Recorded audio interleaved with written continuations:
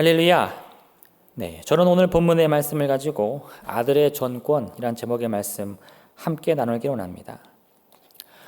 오늘 예수님께서는 안식일에도 생명을 고치시고 치유하시는 이 놀라운 권세가 어디로부터 오는지 말씀을 해주십니다. 예수님께서 안식일에 병자를 고치신 이유는 자신의 능력을 과시하기 위함이 아니었습니다. 안식일에 아무 일도 해서는 안 된다고 말하는 사람들에게 아버지가 일하시니 나도 일하신다 말씀하신 이유 역시 그분의 위대함을 스스로 강조하기 위함도 아니었습니다. 예수님께서 이와 같이 행하신 유일한 이유는 말 그대로 하나님께서 그것을 원하셨기 때문입니다. 예수님께서 행하신 모든 말씀과 그 행하심은 다 하나님 아버지가 원하시는 것들 뿐이었어요. 그 어느 것 하나 하나님의 뜻과 어긋나는 것이 전혀 없었던 겁니다. 즉 하나님께서는 안식일이었던 바로 그날 예수님께서 이 38년 된 병자를 치료주길 원하셨던 겁니다. 그리고 이를 비난하던 많은 유대인들을 향해서 안식일을 향한 하나님의 참된 뜻이 무엇인지를 가르쳐주길 원하셨던 것이에요. 물론 사람들의 눈으로 보면요, 이러한 예수님의 말씀과 행동은 너무 지나친 것이었습니다. 그것은 유대인들의 오랜 전통을 무시하는 것이었고 또 넓게 보면 모세율법을 거스르는 것이었어요. 그래서 그들은 예수님을 비난합니다. 그것도 하나님의 이름으로 예수님을 비난하는 것이에요. 사람의 눈으로 보니 예수님은 하나님의 말씀을 거역하는 사람이었습니다. 하나님의 이름을 욕보이는 사람이었습니다. 예수님이 행하시는 모든 말과 행동은 다 하나님의 뜻과 어긋나는 것이었어요. 근데 실제로는 어떻습니까? 그거는 정반대였습니다. 하나님의 뜻을 어긴 것은 예수님이 아니라 바로 유대인들이었어요. 그들은 자신들이 모세율법과 유대의 전통 위에 굳게 서 있다고 믿었는데 사실은 그것은 하나님의 뜻과 아무 상관이 없는 것이었습니다. 왜냐? 하나님이 원하시는 것은 모세율법이나 유대의 전통을 잘 지키는 것이 아니라 하나님의 뜻을 행하는 것이기 때문에 그래요. 예수님께서는요, 모세의 율법이나 유대의 전통을 올바로 해석하는 것을 하나님의 뜻이라고 말씀하지 않습니다. 오히려 하나님이 주신 그 말씀을 바로 알고 바로 행하는 것이야말로 하나님의 뜻이라고 말씀하고 있는 거예요. 오랜 전통과 문화 속에서 하나님의 뜻을 찾고자 노력했던 사람과 하나님의 뜻을 직접 깨달아 행하는 예수님 중에 누가 더 하나님과 가깝다고 말할 수 있겠습니까? 사실 답은 너무 분명합니다. 그런데 유대인들은요, 그걸 인정할 수가 없는 거예요. 예수님께서 하나님의 뜻을 알고 행한다고 말씀하시니까 오히려 그런 예수님을 신성모독이라며 비난하는 것입니다. 우리는 이와 같은 유대인들의 태도를 주의 깊게 살펴봐야 됩니다. 왜 그들은 예수님께 분노했습니까? 왜 그들은 예수님을 비난했습니까? 신앙의 열정 때문이라고 말합니다. 믿음 때문이라고 말합니다. 하지만 여러분, 그들이 예수님을 비난했던 진짜 이유는 신앙이나 믿음 때문이 아니에요. 예수님이 자신들보다 하나님과 더 가깝다는 사실을 인정할 수가 없기 때문이었던 겁니다. 나와 다른 말을 하는 사람들, 내 뜻과 다른 뜻을 말하는 사람들이 스스로 하나님과 가깝다고 말하니 그것을 인정할 수가 없는 거예요. 그러니 유대인들은요, 오히려 자신들이 지키던 전통을 앞세워서 하나님의 이름으로 생명을 살리고 선을 행하는 예수님을 비난할 수밖에 없었던 겁니다. 선이 중요한 게 아니에요. 생명을 살리는 게 중요한 것이 아닙니다. 내가 더 하나님과 가깝다는 것을 강조하는 것이 그들의 목적이었어요. 유대 종교 지도자들의 이와 같은 욕심과 교만으로 인해서요, 그들은 이미 하나님의 참된 뜻이 무엇인지를 잃어버리고 말았습니다. 그러한 순간에 예수님께서 이 땅에 오셔서 하나님의 그 바른 뜻을 우리에게 선포하시며 사람들의 왜곡된 생각을 바로 잡아주실 수밖에 없는 거예요. 하나님은요, 전통을 모른다고 해서 외면하지 않습니다. 글씨를 모른다고 해서요, 응답해 주시지 않는 분이 아니세요. 그가 누구이든 간에 간절히 하나님을 바라고 찾는다면 반드시 응답을 주시는 분이십니다. 그것이 전통을 지켰기 때문도 아니고 성경을 잘 알기 때문도 아니라는 거예요. 하나님을 향한 바른 믿음, 그 간절한 마음만 있다면 하나님은 누구든 만나주시는 그런 분이신 겁니다. 38년 동안 병으로 고통받았습니다. 그가 무엇을 할 수 있었겠습니까? 무엇을 배울 수 있었겠습니까? 사람들은 그런 그를 무시했을 거예요. 너는 아무것도 알지 못한다. 네가 배운 게 무엇이냐? 너는 전통도 알지 못하고 교육도 받지 못한 사람이다. 그런데 여러분, 그러한 인생에 있는 사람이라도요, 하나님을 간절히 찾고 바라면 하나님은 그의 부르짖음에 반드시 응답을 주시는 분이십니다. 오늘 예수님께서 우리에게 말씀하시기 원하시는 것은 바로 이와 같은 하나님의 참된 뜻이었던 거예요. 오늘 같은 말씀을 통해서 우리를 향한 하나님의 참된 뜻이 무엇인지 깊이 깨닫는 여러분 되시길 부탁드립니다. 가장 먼저는 우리의 권세라는 것은요, 오직 예수 그리스도를 통해서만 얻을 수 있습니다. 권세가 무엇입니까? 그것은 곧 자신이 원하는 일을 마음대로 행할 수 있는 힘입니다. 내가 얼마나 많은 일을 내 마음대로 행할 수 있느냐? 그것에 따라서요, 누구는 권세가 많다 말할 수 있고 누구는 권세가 없다 말할 수도 있는 거예요. 그래서 사람들은요, 남보다 더 많은 권세를 누리기 위해서 서로 경쟁을 하고 또 승리를 위해서 노력합니다. 여러 번 승리하다 보면 남들이 행할 수 없는 일도 나는 행할 수 있게 되는 거예요. 그럼 어떻게 말할 수 있죠? 나는 권세가 많다, 이렇게 말할 수 있는 거예요. 예수님께서 안식일에 한 병자를 고쳐주셨습니다. 그래서 사람들이 묻습니다. 너는 무슨 권세로 이 안식일에 병자를 고치느냐? 근데 이 질문의 핵심은 무엇인가? 예수님이 정말 그런 권세가 있느냐 없느냐, 그게 궁금해서 물어본 게 아니에요. 그 질문의 진짜 의도는요, 누구도 안식일은 일을 해서는 안 되는데 당신은 이 안식일에 병을 고쳤으니 불법을 행한 것이요 죄악을 저지른 것이다, 그걸 주장하고 싶었던 겁니다. 즉 사람들은요, 예수님의 권세가 어디로부터 오는지 궁금해한 것이 아니에요.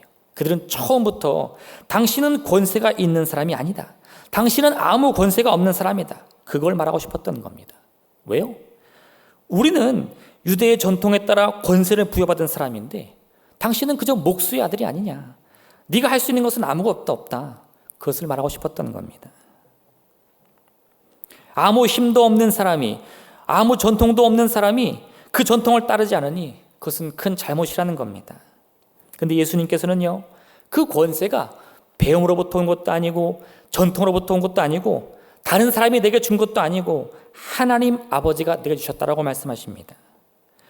예수님은 자신의 욕심 때문에 아무 생각 없이 유대인의 전통을 어긴 것이 아닙니다. 내가 얼마나 큰 힘이 있는가 봐라 자랑하려고 그 같은 일을 하신 것도 아니에요. 하나님이 그 일을 원하셨기 때문에 하신 것입니다. 그러니 예수님의 권세는 하나님께로부터 온 것이라는 거예요. 전통이 중요합니까? 배움이 중요합니까? 아니요. 하나님의 뜻이 중요합니다. 그러니 그 권세는 옳은 것입니다. 그 권세는 누구나 따라야 하는 것이에요. 하나님이 오늘 이 안식일에 38년 된 병자가 치료받기 원하신다면 그것은 무엇보다 앞서야 하는 하나님의 뜻이라는 겁니다. 우리는요, 이와 같은 예수님의 말씀을 온전히 받아들일 수 있어야 됩니다. 안식에 일을 하는 것이 옳으냐, 하지 않는 것이 옳으냐, 이런 소모적인 논쟁에 힘을 쏟는 것이 아니라 지금 하나님께서 내게 원하시는 일이 있다면 그 일을 행할 수 있는 용기를 가져야 된다는 거예요. 왜요? 그 말씀이 곧 권세이기 때문에 그렇습니다. 예수님께서는 자신의 뜻을 세우기 위해 일을 행하지 않습니다. 오직 하나님의 뜻을 이루기 위하여 하나님의 뜻 안에서 모든 일을 행하시는 분이십니다. 그러니 예수님께서 병을 고치신다면 그 병을 고치는 것이 하나님의 뜻이요, 귀신을 쫓아내신다면 귀신을 쫓아내는 것이 하나님의 일이 되는 것입니다. 그날이 무슨 날이냐, 그건 따지는 것이 중요한 것이 아니라는 거예요. 지금 더 중요한 것은 예수님께서 하나님의 뜻 안에 있다는 사실을 믿는 것이 중요한 겁니다. 우리는 이와 같은 하나님과 예수님의 관계를 잘 이해해야 됩니다. 하나님의 뜻 안에 있다면 그 모든 행함이 곧 옳은 일이 될 수 있습니다. 하나님의 뜻 안에 행하는 모든 말과 행동이 바른 일이 될 수 있어요. 왜요? 하나님께서는 어떠한 질병이나 생명이나 죽음의 문제까지도 다 다스릴 수 있는 전권을 가지신 분이기 때문에 그렇습니다. 그 전권 안에서 행하는 일이기 때문에 그 일이 곧 옳은 일이 되는 것이에요. 그래서 예수님은요, 이 같은 관계를 아들이 아버지께서 하시는 일을 보지 않고는 아무것도 스스로 할 수 없나니 아버지께서 행하시는 그것을 아들도 그와 같이 행하느니라 말씀해 주시는 거예요. 하고 싶다고 할 수 있는 게 아닙니다. 하기 싫다고 안 해도 되는 게 아니에요. 아버지가 행하시면 행해야 되는 것이고 아버지가 행하지 않는 일은 행해서는 안 된다는 거죠.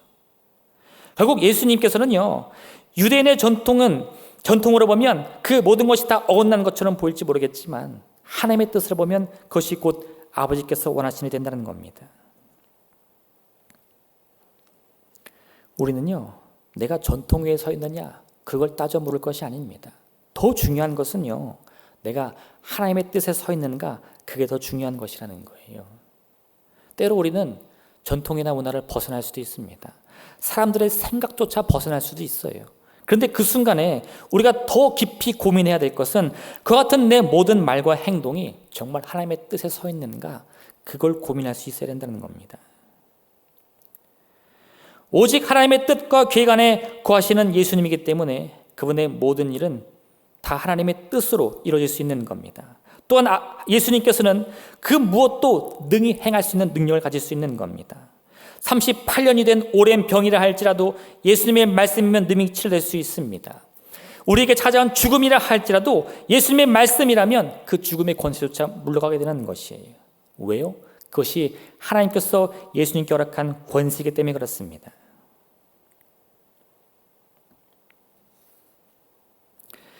우리에게 있어요, 권세라는 것은 남보다 더 뛰어난 능력을 말하는 것이 아닙니다. 내가 남을 이겨야 얻는 것이 우리 신앙인들이 가져야 할 권세가 아니라는 거예요. 남들이 할 수 없는 일을 할 수 있는 것이 자유가 아닙니다. 우리 신앙인들에게서 진정한 권능과 자유라는 것은 하나님이 내게 바라시는 일을 이룰 수 있는 용기를 뜻하는 것입니다. 하나님께서 기돈을 부르시고요, 그로 하여금 미디안의 군사와 싸라고 말씀하십니다. 근데 그 기돈의 마음에 두려움이 좀처럼 떠나질 않는 거예요. 기돈의 눈으로 보니 이 이스라엘 군대는 오합지졸과 다름이 없습니다. 근데 하나님은요, 그 오합지졸 같은 군사도 많다고 하시더니 고작 300명만 이 기돈의 손에 남겨주시는 거예요. 그들을 이끌고 미디안의 진영을 바라보니까요, 미디안의 진영은 말 그대로 해변의 모래와 같은 군사들로 가득합니다. 아니, 이 훈련도 되지 않고 참으로 손발도 잘 맞지 않는 300명의 군사로 어찌 저 해변의 모래 같은 군사를 이길 수 있는가? 밤마다 두려움이 찾아옵니다. 근데도요, 이 기도는 용기를 가지고 하나님이 행하라는 일을 하나하나 이루어갑니다. 마음은 두려운데 내 생각으로는 도무지 될 수 없는 일인데 하나님이 행하라 하니까 행하는 거예요. 그러면서도 마음으로는 어때요? 이게 될까? 이게 이루어질까? 근데 결과는 어떻습니까? 고작 그 300명의 군사로 그 수없이 많은 미디안의 군사를 다 물리치고 마는 겁니다. 기돈의 전술이 뛰어났어요? 그의 용맹 때문에요? 아니요. 그가 하나님의 뜻에 서 있었기 때문에 하나님의 뜻이 기돈을 통해 이루어진 것뿐입니다.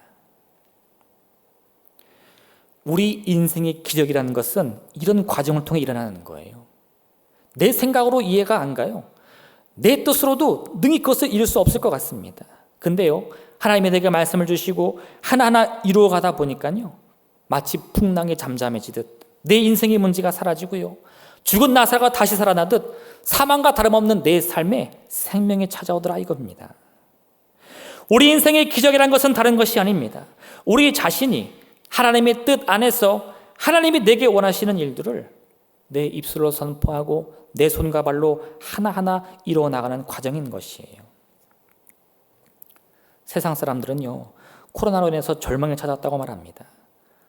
물론 우리의 삶도 많은 것이 어려졌습니다.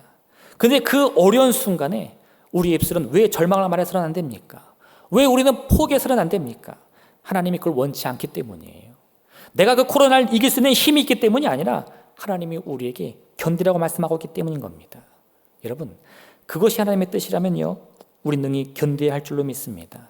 낙심치 않고 포기하지 않고 하나님이 내게 말씀하신, 하나님이 내게 주신 그 뜻을 온전히 따르는 것, 그게 곧 믿음인 것을 꼭 기억하시길 바랍니다. 두 번째, 하나님의 뜻을 벗어나는 모든 말과 행동이 곧 교만이요 욕심이요 죄악입니다. 하나님의 뜻에 권한 것이 진짜 권세고 기적이다. 여러분, 이 말을 거꾸로 하면요, 이런 뜻이 돼요. 하나님의 뜻을 벗어나게 되면 우리는 어떤 기적도 기대할 수 없습니다. 우리는 아무 권세도 누릴 수 없습니다. 하나님께서 우리의 편이 되어주셔서 우리가 권세를 누릴 수 있는 게 아니에요. 하나님, 나 좀 도와주세요. 내 뜻 좀 펼치게 해주세요. 그게 우리가 바랄 기적이 아니라는 거예요. 오히려 우리가 하나님의 편에 섰기 때문에 그분의 능력이 우리의 기적이 되는 것입니다. 내 뜻이 무엇인가는 중요하지 않아요. 내가 하고 싶은 것이 무엇인가는 중요하지 않습니다. 하나님이 내게 바라시는 것이 무엇인가, 그걸 찾아야만 우리의 인생 가운데 기적이 나타난다는 말이에요. 솔로몬이 처음 예루살렘 성전을 지었을 때요, 온 백성이 기뻐했습니다. 이제 백성들은 이곳에서 하나님께 마음껏 예배하며 찬양할 수 있게 되었어요. 그런데 훗날 이스라엘 백성들은 이와 같은 하나님의 성전에 대한 기본 개념을 완전히 놓쳐버리고 맙니다. 여호와의 성전은 이스라엘 백성이 하나님의 뜻 안에 살면서 순간순간 누리는 그 은혜의 손길을 고백하며 감사하는 장소인데요, 이제 백성들이 어떻게 생각하느냐, 내가 평소에 무슨 짓을 하든 어떤 죄를 짓든 저 성전에 가서 기도하며 회개하면 용서해 주겠지, 내가 내 마음대로 살다가 저 성전에 가서 예배하면 받아주겠지, 하나님은 저 성전에 계시니까, 그렇게 생각을 하고 마는 거예요. 시간이 흐르자 백성들의 마음에서요, 점점 하나님에 대한 예배의 의미는 등한시됩니다. 그들은 그저 정해진 시간 성전에 모여 예배하는 것만으로 하나님을 온전히 섬기고 있다고 오해하기 시작합니다. 예배를 드리니까 모든 게 이루어질 거야, 예배만 드리면 되겠지 라고 생각을 하는 거죠. 그런 상황에 이르자 선지자 예레미야는 그들의 어리석음을 이렇게 지적합니다. 너희는 이것이 여호와의 성전이라 여호와의 성전이라 여호와의 성전이라 하는 거짓말을 믿지 말라. 보라, 너희가 무익한 거짓말을 의존하는도다. 너희가 도둑질하며 살인하며 간음하며 거짓 맹세하며 바알에게 분향하며 너희가 알지 못하는 다른 신들을 따르면서 내 이름으로 일컬음을 받는 이 집에 들어와서 내 앞에 서서 말하기를 우리가 구원을 얻었도다 하느니라. 이는 모든 가증한 일을 행하려 함이로다. 무슨 말입니까? 사람들이요, 평소에는 도둑질을 합니다. 거짓말을 합니다. 살인을 합니다. 그리고는 여호와의 전이다 라는 곳에 가서는 하나님, 우리가 왔사오니 우리를 구원하옵소서 고백한다는 거예요. 그리고 또 나가서는요, 이와 같은 도둑질, 살인, 간음을 멈추지 않고 행한다는 겁니다. 그러한 삶의 변화가 없는데, 하나님의 뜻을 행함이 전혀 없는데 하나님의 성전이 무슨 의미가 있겠습니까? 여호와의 성전에서 행해지는 예배가 무슨 의미가 있겠습니까? 하나님의 뜻이 사라진 성전은 더 이상 하나님의 성전일 수 없습니다. 그것은 하나님의 말씀대로 거짓말일 뿐이에요. 예배는 계속되지만요, 하나님의 뜻은 사라지고 마는 것이에요. 성전이 있다면 무슨 소용이 있겠습니까? 사람들은 여전히 거짓을 버리지 못합니다. 사람들은 여전히 욕심을 버리지 못합니다. 사람들의 삶에서 하나님의 뜻이 사라진 지 이미 오래입니다. 그러니 하나님께서는요, 그것을 여호와의 성전이라 말하지 말라는 거예요. 성전의 진짜 의미는요, 그저 정해진 시간에 함께 모이는 데 있는 것이 아니에요. 우리가 함께 모여 드리는 이 예배를 통해서 우리의 삶 속에, 우리의 생각 속에 하나님의 뜻이 설 수 있어야 됩니다. 우리의 말과 행동을 통해서요, 하나님의 뜻이 세상에 선포될 수 있어야 한다는 거예요. 그래야 이것이 곧 여호와의 성전이며 우리가 드리는 이 예배가 하나님이 기뻐하시는 예배가 될 수 있는 겁니다. 하나님의 뜻이 사라진 인생으로는요, 아무리 하나님을 찾는다 할지라도 그것은 하나님을 위한 예배가 될 수 없습니다. 교만을 가지고 욕심을 가지고 드리는 예배는 하나님이 기뻐 받으실 만한 예배가 될 수 없는 것이에요. 하나님께서 바라시는 진짜 예배란 다른 것이 아닙니다. 하나님의 뜻 안에서 살아가는 우리의 삶인 거예요. 우리의 매 순간의 삶이 곧 하나님의 뜻에 설 수 있어야만 이 성전이 하나님의 성전이 될 수 있고 우리의 예배가 하나님이 받으실 만한 진정한 예배가 될 수 있는 겁니다. 삶이 무너지면 성전에서의 화려한 예배도 무너질 뿐입니다. 그래서 예수님께서는요, 안식이라는 계명을 어떻게 이해하고 해석할 것인가, 그것을 따져 묻는 유대인들을 위해서 먼저 너희의 삶을 바로 세우라 말씀하고 있는 거예요. 선을 행하고 생명을 살리는 삶이 있어야 하나님의 안식일이 그 말씀과 같이 복되고 거룩하게 될 수 있다는 거예요. 오랜 질병에 고통받고 있는 사람에게 안식일에 네가 왜 자리를 들고 일어나느냐 라고 말한다면 그것은 더 이상 하나님이 받으실 만한 예배가 될 수 없는 겁니다. 지금 우리의 손길은 생명을 살리는 일에 힘쓰고 있습니까? 예수님을 모르는 사람들조차 부인할 수 없는 선한 일을 행하고 있습니까? 그 같은 우리의 일상의 노력을 통하여 우리는 하나님의 성전을 바로 세울 수 있습니다. 우리의 겉은 피와 땀을 통해 하나님이 바르실 만한 예배를 드릴 수 있는 것이에요. 세상은 코로나로 인해 흔들리지만 우리의 이 성전과 예배를 지키며 우리는 사람들의 빛과 소금이 될 수 있는 겁니다. 마음은 괴롭고 힘이 들지만요, 환경은 흔들려 참으로 두렵지만 이 성전과 예배를 바라볼 때마다 사람들은 소망을 찾을 수 있는 거예요. 예수님이 말한 진정한 안식일 계명이 바로 이것입니다. 유대인들은요, 예수님을 비난하며 예수님을 욕했지만 예수님께서는 그들의 삶을 바로 세우시기 원하셨어요. 참으로 고통 중에 있는, 어둠 속에 있는, 무지함 속에 있는 그들의 믿음의 눈을 뜨길 원하셨던 겁니다.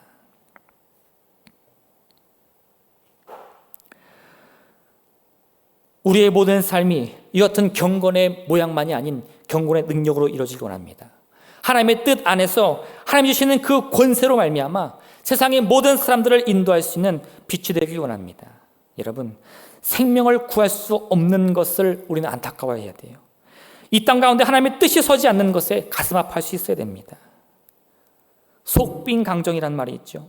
겉만 그럴듯하고 실속이 없음을 비유하는 말입니다. 근데 사실 한 요리가는요, 이 강정은 찹쌀을 튀기는 것인데 꿀이나 엿 같은 고명을 묻혀서 먹으면 참 맛있는 것이라고 말하더라고요. 그러니 속이 빈 강정일수록 더 부드럽고 맛이 있다는 거예요. 근데 왜 속빈 강정이 그렇게 부정적으로 써야 되느냐? 조선시대 연암 박지원은 그 질문에 이런 대답을 주었습니다. 그대는 홀로 먹을 것에 강정이라는 것이 있는 것을 보지 못했는가? 쌀가루를 술에 지었다가 누에 만에 잘라 따뜻한 구들에 말려서는 기름에 지져 부풀리면 그 모양이 고치와 같이 되지. 깨끗하고 예쁘지 않은 것은 아니나 그 속은 텅 비어 아무리 먹어도 배가 부르지 않고 성질이 잘 부서지는지라 훅 불면 눈처럼 날려버린다네. 그런 까닭에 무릇 사물 중에 겉모습은 예쁘지만 속이 텅 빈 것을 강정이라고들 말하지. 이제 대저 개암과 밤, 찹쌀과 맵쌀은 사람들이 천하게 여기는 바이나 실지가 아름답고 참으로 배를 부르게 한다네. 그래서 하늘에 제사 지낼 수도 있고 큰 손님에게 패백으로 드릴 수도 있지. 무슨 말입니까? 강정은요, 겉보기엔 참 화려해 보입니다. 근데 막상 아무리 먹어도 그 속이 텅 비어서 배가 부르지 않는다는 거예요. 배가 부르지 않는 음식이 무슨 소용이 있겠습니까? 아무리 예뻐 보이고 아무리 맛이 좋은다 한들 먹어도 그 배를 채울 수 없는 음식이 무슨 의미가 있냐 이거예요. 매 순간의 삶 속에서 하나님의 뜻을 바로 세울 수 없는 우리의 인생이 무슨 의미가 있겠습니까? 아무리 겉이 화려해도요, 아무리 달콤한 향기를 낸다 한들 그 속이 텅 비어서 줄인 자를 채울 수 없고 갖지 못한 자를 위로할 수 없고 고통 속에 있는 사람의 눈물을 닦을 수 없다면 우리의 인생이 무슨 의미가 있겠습니까? 우리의 인생은요, 하나님의 권세를 행할 인생입니다. 하나님의 기적을 베풀 인생인 것이에요.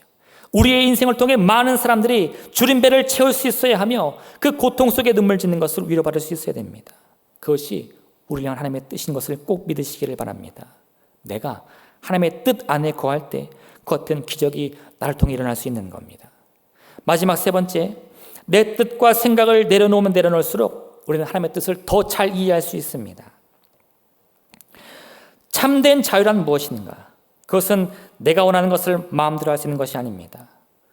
만약 세상의 모든 사람들이요, 말 그대로 이 자유를 누린다라고 하면서 제약 없는 행동을 한다면, 제약 없이 살려고 한다면 그 삶은 자유가 충만한 아름다운 세상이 아니라 말 그대로 혼돈과 무질서만 가득한 아수라장이 될 것입니다.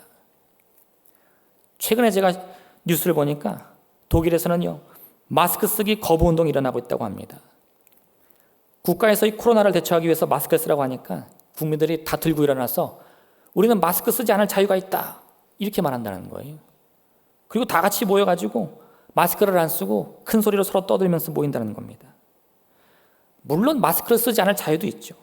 그것이 곧 자유일 수 있습니다. 근데 그 결과는 무엇일까요? 불보듯 뻔한 겁니다. 마스크를 쓰지 않는 자유를 누리는 그 대가는 그들 모두가 혹독히 치러야 될 것입니다. 이처럼 자유란 말 그대로 자신이 원하는 것을 다 얻는 것이 아닙니다. 내가 바라는 것을 얻을 수 있다고 했을 때 그 대가를 혹독히 치러야 한다면 그건 결코 진짜 자유가 될 수 없습니다. 또한 그 대가를 나는 물론이거니와 다른 사람이 치러야 한다면요, 그건 더더욱 자제해야 된다는 거예요. 우리가 누려야 할 진짜 자유는 내 뜻을 앞세울 수 있는 자유가 아니라 나보다 하나님을 더 앞세울 수 있는 자유여야 합니다. 내가 나를 앞세우는 것도 자유지만요, 하나님이 진짜 원하는 자유는 그런 자유가 아니라는 거예요. 오히려 나를 내려놓고 하나님의 뜻을 앞세울 수 있는 자유를 우리가 행하기 원하신다는 겁니다. 최근 화제가 되고 있는 한 프로그램이 있어요. 이름만 말하면 다 아시겠지만 굳이 말하지 않겠습니다. 제가 말씀드리다 보면 다 아실 거예요.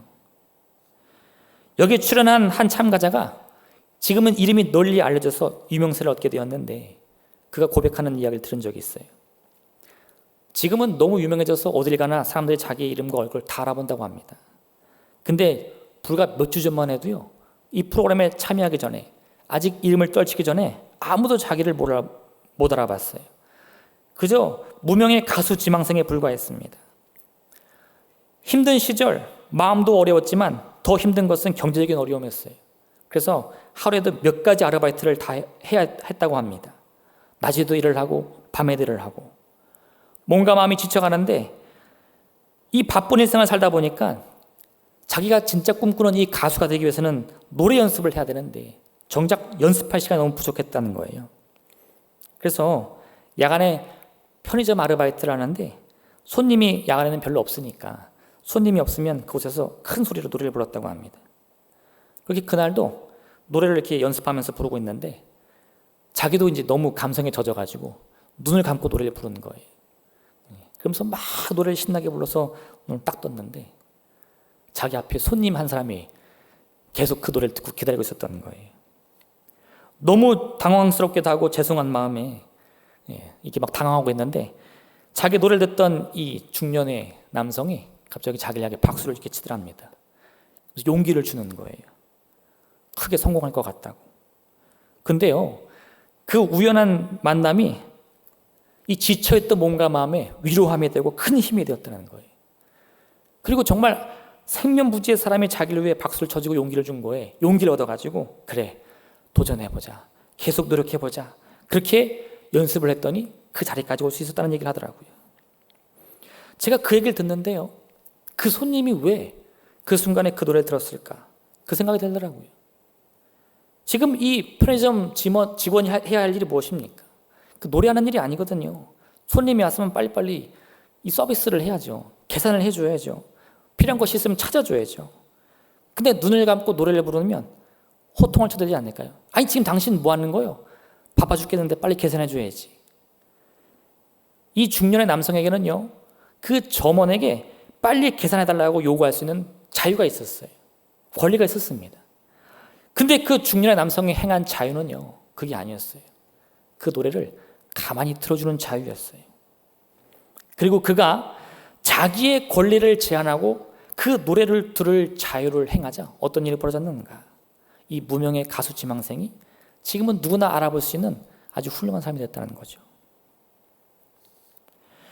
우리는 우리 자신의 권리를 내세울 자유가 있습니다. 그건 누구도 부인할 수 없어요. 그런데 또 한편으로는 그 자유를 지키고 유지할 권리도 있습니다. 그와 반대로 우리는 다른 이들을 위해서 우리 자신의 권리를 스스로 제한할 수 있는 자유도 있습니다. 내 권리를 내세울 수 있는 자유도 있지만 그 반대로 그 권리를 제한할 자유도 나한테 있다는 거예요. 오늘 본문의 말씀은요, 이 두 가지 선택 속에서 하나님이 우리에게 바라시는 것이 무엇인지를 분명하게 말씀하고 계십니다. 내가 선을 행하는 일이라면, 내가 생명을 살리는 일이라면 우리의 권리를 제한해서라도 하나님의 뜻을 이룰 자유를 행하라고 말입니다. 하나님은 우리에게 많은 자유를 주셨습니다. 근데 그 자유를 하나님의 뜻 안에서 행하시길 원하십니다. 왜요? 그 뜻 안에 거할 때 내 스스로 할 수 없는 놀라운 권세도 함께 주시겠다 약속해 주시면서 말이에요. 그렇게 여러분, 우리는요, 예수님의 모든 말씀을 통해서 하나님의 뜻이 내 삶을 통해 이루어지기를 소망해야 됩니다. 그것이 나를 제한하는 것이지만 또한 내가 행할 자유라는 것을 꼭 기억하시기를 바랍니다. 내 권리는 점점 줄어들 거예요. 내 뜻은 점점 사라질 거예요. 근데 그 안에서도요, 우리가 기뻐할 수 있는 이유가 무엇이냐? 우리가 감사할 수 있는 이유가 무엇이냐? 내 권리가 줄어든다고 내가 사라지는 것은 아니기 때문에 그래요. 오히려 내가 나의 뜻을 내려놓고 하나님의 뜻을 행하려고 노력하니 하나님이 나를 높여주십니다. 나를 세워주십니다. 내게 권세를 주십니다. 그리고 내 인생에 기적이 일어납니다. 우리는 힘이 없어서 양보하는 것이 아닙니다. 오히려 우리는요, 용기를 내어 양보하는 것이에요. 우리는 권세가 없어서 헌신하는 것이 아닙니다. 오히려 우리의 권세를 통해 헌신하는 것이에요. 하나님이 주신 이 놀라운 권세, 그것을 여러분 자유롭게 사용하시길 바랍니다. 참된 자유 안에서 하나님의 뜻을 행하시길 바랍니다. 내 자신은 물론이거니와 내 가족, 내 이웃을 위하여 사용하시길 바랍니다. 이러한 우리의 선택이 우리가 어디를 가든 우리의 삶을 통해 하나님의 뜻이 이루어지는 놀라운 기적을 이루어줄 줄로 믿습니다.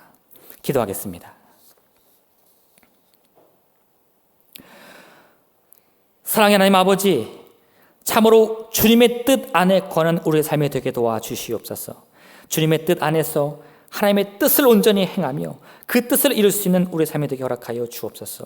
이를 통해 겉만 화려한 인생이 아니라 속이 꽉 찬 인생, 우리를 통해 많은 이들이 위로함을 받고 그 생명을 살릴 수 있는 아름다운 길을 얻는 삶이 될 수 있도록 역사하여 주시옵소서. 귀한 성도님들, 이와 같은 삶을 위하여서 스스로의 자유를 사용하며 주님의 권세 안에 거하며 하나님께서 주신 이 모든 놀라운 말씀들을 능히 행하여 그 기적을 체험할 수 있는 복된 삶 살게 도와주시옵소서. 감사드리며 예수님의 이름으로 기도드립니다. 아멘.